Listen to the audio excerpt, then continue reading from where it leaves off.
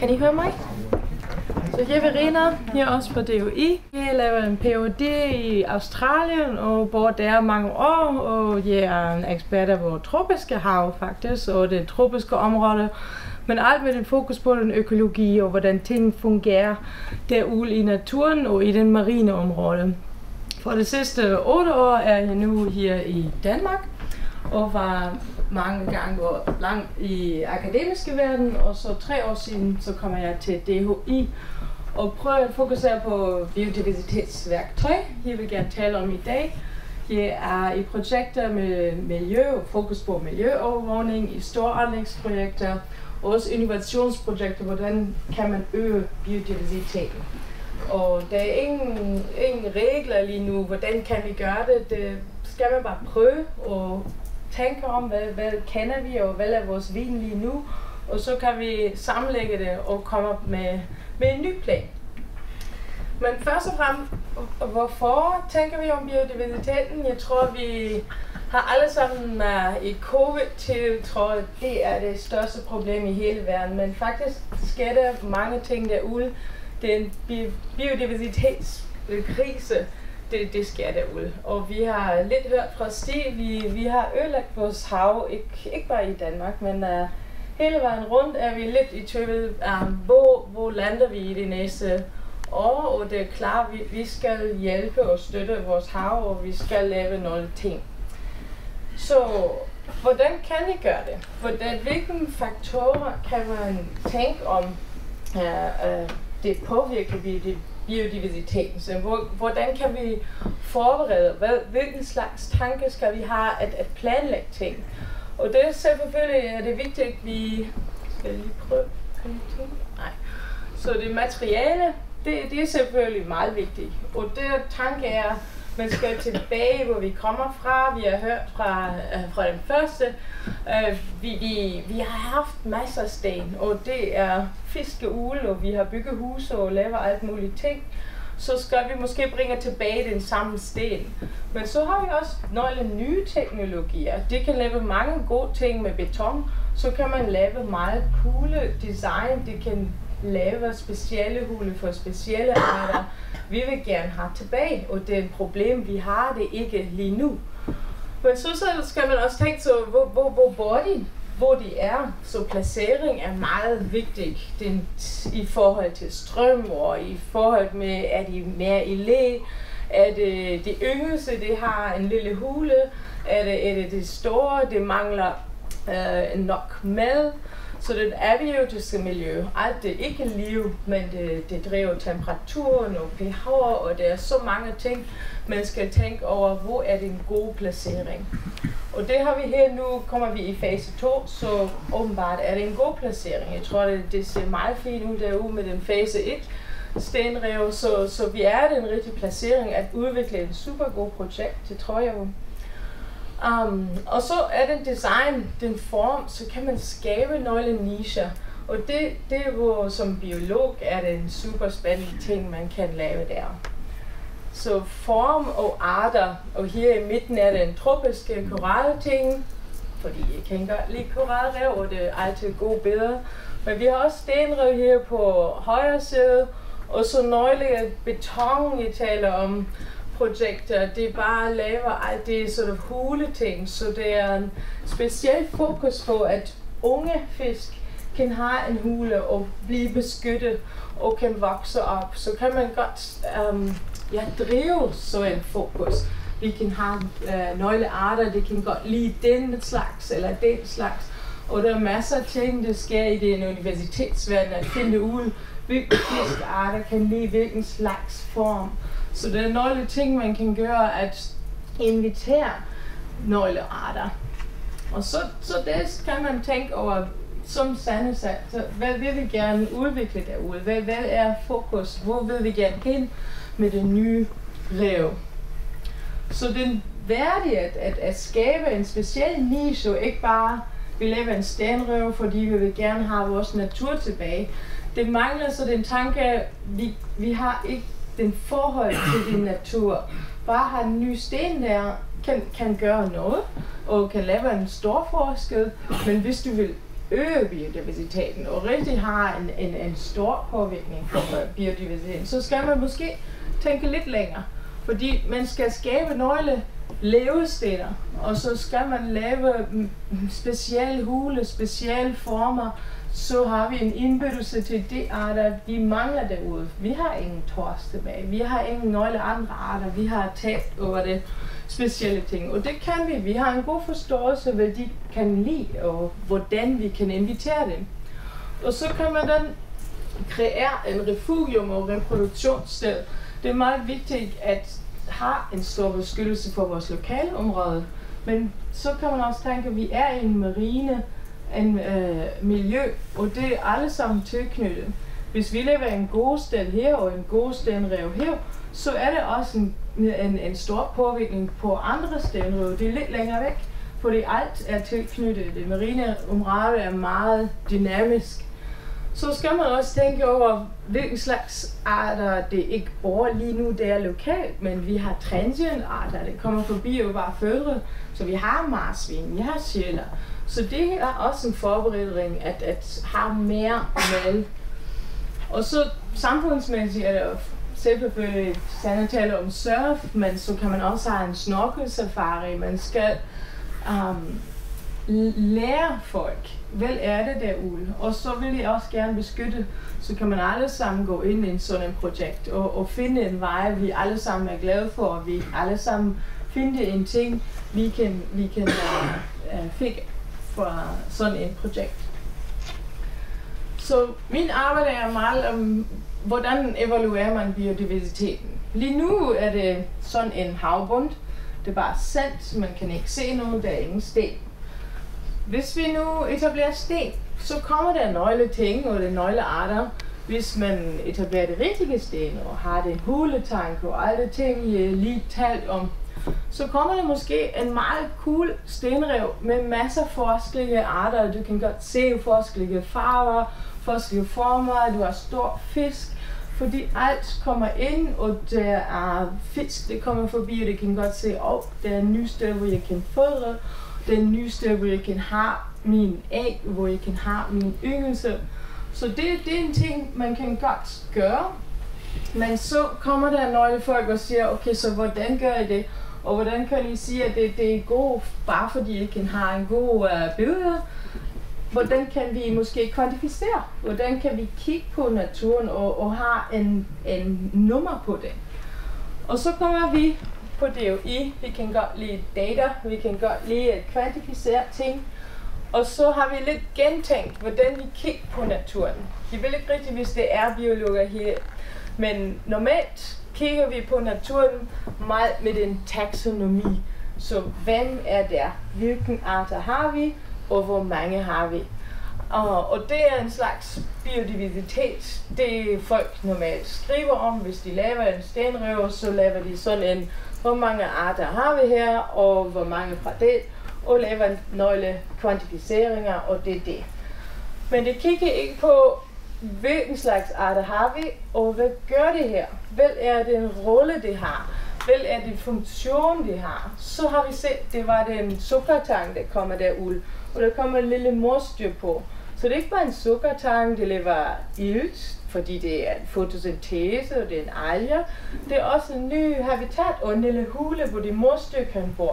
Så det er mange funktioner, vi ser ikke, og vi beregner ikke, hvis vi bare kigger på den første skridt. Så har vi gentænkt det hele processen og har nu en analyse. Det har vi udviklet for de sidste 2 år, hvor vi nu har den funktionalitet derinde. Og så kan vi også kvantificere de interaktioner. Så morsdyr kan ikke være der, hvis der er ingen sukkertank. Og hvis der er ingen sten og den rigtige sten, så kan det ikke være andre dyr, der bor på en sten. Så det er alt det, så det, hvis du ikke har A, så kan du ikke have B. Så kan man planlægge, så hvilken slags arter vil jeg gerne have, og så kan man designe det ind, og så kan vi lave den slags analyse. Og så kommer det første, nu er det sten derinde, det er perfekt design, god placering, ægte strømninger og sandprocesser er i tjek. Så kan man fik ind 5. Så har du stenrev 5. Men så kigger ministeriet, så vil I gerne have mere penge for fase 3. Men så skal I også fortælle os, er det nu en god forhold efter 5 år? Så kan vi beregne og sige, nu er det 20, så er det et godt etableret system. Så det er en vej, vi har gentænkt alle de restaurationsprocesser, de på der ude hele verden. Vi er i mange projekter, hvor der er genopretning af naturen. Det er en stor ting. Men vi skal have en tanke om, hvordan vi kan kigge på det, og ikke bare, det ser godt ud, og ja, vi har strømninger, vi har sandt. Det er også den slags biodiversitet, man skal tænke det ind i tiden, det er derude. Så, så kan man gå derude. Hvad sker der? Og der er forskellige metoder, hvordan vi kan kigge på, hvem det er. Jeg kan gå derud og dykke eller snorkle og kan kigge på mine fiske og alle de andre, jeg kan se. Jeg kan tage en film, jeg kan tage billeder, men jeg kan også tage som det her eDNA. Jeg ved ikke, hvis I kender det, men det er en slags DNA. Man kan bare tage fra vandet, så du kan bare have lidt vand og have den på en filter. Og så fungerer det også, ligesom den corona, jeg har her i min tale. Man kan godt finde ud, hvem det er, bare med den slags filter, man har fra vandet. Og så kan jeg kigge på alt det dyr, det bor der. Så det er en meget god måde at have en input her for vores analyse. Så kan jeg gå ud her lidt billeder, hvordan vi kan se på vores økosystemer, vi vil gerne kigge på. Så kan jeg lave min biodiversitetsanalyse. Og så er det min biodiversitetsanalyse, det er lige her. Men jeg vil også gerne vide, okay, det er en anden stenrev, det er tæt på. Og det er Roskilde Fjord, og det er alle andre steder, hvor jeg vil gerne have en forskel, fordi jeg har her min stenrev. Og så kan vi komme ind med al vores modellering, det kender den første deroppe, det er en connectivity. Så hvordan er de faktisk tilknyttet med hinanden? Er de, eller er det ikke? Så kan jeg kalkulere, og det er de forskellige farver, I ser. Alt det rødt, der er mange ting, der kommer derind, fordi de strømninger bringer mange ting derind, og det bare ligger der. Så hvis I har en dyr, det kan bare ikke svømme selv, det er meget passivt, så kommer det lige derind. Det kan man alt kalkulere med vores modellering. Og så kan man også på min analyse her have hele vejen rundt min stenrev, det er en analyse. Jeg har taget masser af prøver, og jeg laver mine analyser. Og så kan jeg lave min habitatmodellering, vi kalder det. Så kan jeg tænke på, okay, min hele biodiversitetsaftryk, jeg har, fordi jeg laver sådan en super cool design stenrev. Så kommer det, en rød er meget god, en gul er så, men jeg har en den hele område, jeg kan godt analysere biodiversiteten. Og så er det også, og måske ikke så relevant, men måske lidt, fordi vi taler med ministerier, og vi vil gerne have sådan en seriøs ting om det hele. Og så kan man kigge på, EU har faktisk mange nye regulationer rundt om biodiversitetsrapportering. Og det kan man godt bruge for det. Ja. Så, det er mig. Har I spørgsmål? Ja. Jeg synes jo, at det her med biodiversitet er vigtigt. Og jeg kunne godt tænke mig at høre, om man har mål på biodiversitet på sandfodring kontra stenrev. Det er en meget god spørgsmål, og lige nu har det ikke, men det er ting, vi også kigger på, fordi det er en akut problem, vi har, og det er også en ting, mange steder kigger på. Hvad er det bedste, vi kan? Det er en big push for nature-based solution, så for har en stenrev ikke sandfodringer. Men det er en forskel, hvad det lærer, så skal vi have en stenrev ligesom her, hvor vi kan have den samme sted, fordi det er lokalt, som Sanne også sagt, meget specielle forhold, så man kan ikke bare sige, at det er bedst, og det er ikke. Så det må vi vente på, og vi kan godt prøve her i Hundested, hvad forskellen er. Der er flere spørgsmål, kan jeg se. Den her, og så den her bagefter. Jeg har et kommentar til det sidste spørgsmål. Jeg har læst VVM-undersøgelsen for Hesselø Bugt. det har de tænkt at tage sandet til sandfodring af hele Nordkysten. Ja. Og der skriver de i den VVM-undersøgelse, der er klart mere biodiversitet og mere liv i de steder, hvor der var sten, i forhold til de steder, der var sand. Og det er selvfølgelig rigtigt. Hvis du etablerer sten, så kommer der liv. Og så på den måde, ja, det er. Så svaret er ja. Ja, det er så der ja. Men hvis du sandfodrer, så kommer der også masser af sand på andre steder. Så det skal man kalkulere. Det kan man ikke bare sige. Jeg tror, det er min verden som en forsker. Jeg skal se mine data. Der var et spørgsmål her. Ja. Jeg håber, jeg har forstået vores taler ret. Der er blevet sagt en hel del om, jeg må heller lige sige, jeg hedder Bent og er involveret i Hunderevet. Der blev talt lidt om, at udformningen af rev var rimelig vigtig. Så kan jeg fortælle, at i min optik, så er Hunderevet det eneste arkitekttegnede rev i verden. Fordi vi tog bare i en bunke sten og smed dem ud, bulter til bulter. Havde vi gjort det, havde det været super godt, fordi der var fiskene også leveånde. Men revet blev faktisk tegnet, og hver enkelt sten i det rev er lagt for sig selv efter en tegning. Og det er bare fordi, at det rev her er jo lidt specielt i forhold til alle andre rev. Vi kalder det faktisk nogle gange for et formidlingsrev, fordi det ligger jo så tæt på land, at hvem som helst kan tage på vaders på, eller på underbukser, var det jeg vil sige, og så svømme derud og kigge og se, hvad det andet er. Og vi vil ikke bare have det mindre store stenrev, en stor stenbunke. Stenen er blevet lagt, så når I får den brochure, I har set, så er der noget med en lille dal, der er noget med en lille højdedrag, som gør det lidt mere spændende at svømme rundt og kigge på. Og samtidig vil det gavne, og vil det være, hvor vi har alle den biodiversitet, vi gerne vil have. Så vi har kigget lidt netop på, hvordan vi skulle udforme revet. I en stor grad. Og det er sådan i dag, at det er næsten fuldt udvokset, og vi har yngel, og vi har alt muligt inde. Og jeg vil opfordre, nu når jeg står op alligevel, når jeg går hjem, og så skal I google hunderevet.dk. Beskriv lidt mere af de andre faktorer, altså der er taksonomien og hvilke arter og hvor mange der er arterne. Hvad er du prøver at beskrive lidt mere de andre faktorer, konnektivitet og biohabitat, bare en lille smule mere om hvad det er, for jeg er ikke sikkert, at jeg helt forstår, hvor de andre er, og hvad man kan se om hvad. Det må være det. Ja. På højre. Det er, så den om midten, det er bare en metrik. Faktisk det er bare en metrisk analyse, hvor vi tilknytter den til vores modellering. Så det er en modellering, hvor man tænker om, hvordan er strømningsforhold. Det er den øverste, den connectivity. Så kan man kigge på den strømningsforhold, og så lægger man i den model partikler og siger, okay, jeg starter mine partikler lige her. Hvor kommer de hen, hvis jeg laver min strømningsproces? Og så kan man fik den kvart med den grønne område, det fik ingenting. Og den røde område, det fik masser. Og så kan man godt se, hvordan vi er tilknyttet. Så det hjælper meget med placering fra stenrev. Så det betyder, at hvis du ligger revet et bestemt sted, så vil det skabes, så der kommer flyder ting ud i nogle områder, og så kommer mere til biodiversitet i områder, hvor det flyder hen.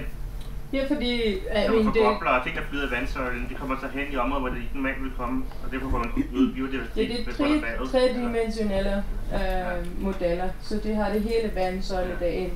Så hvis vi lægger nu 100 rev der på kanten og på kysten, så kan man godt se, hvordan hvor langt det går ind i Øresund, eller hvor langt det går den anden vej, eller til Roskilde Fjord. Det kan man kigge på. Og så øger det biodiversitet, fordi det hjælper med at brede vandet. Man skal tænke over, at biodiversitet er mine arter, det derinde, ja. Og det er også tilknyttet med at lave en spawning. Ja, på den måde så tilknyttet de og har en connectivity. Ja. Okay.